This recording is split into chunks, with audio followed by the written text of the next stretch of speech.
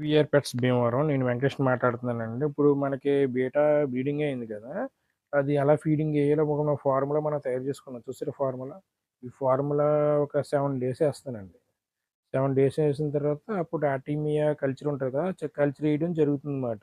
ఈ 7 డేస్ ఈ ఫార్ములా వాడిన తర్వాత డైరెక్ట్ వినిగర్ వీళ్ళు గాని ఏమి ఎయను నేను.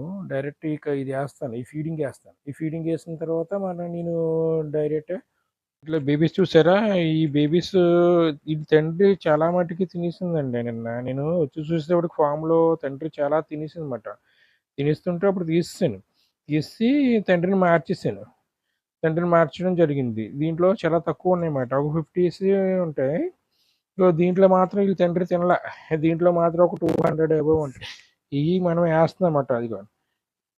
ఇది మనం ఈ కల్చర్ ఉంది కదా! ఈ మేత ఎయడం జరుగుతుంది చూడండి.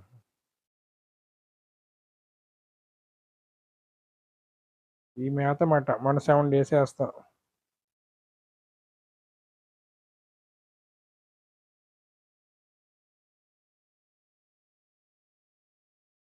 7 డేస్ ఏసిన తర్వాత అప్పుడు ఆర్టిమియా కల్చర్ ఇస్తామన్నమాట. ఒక 20 డేస్.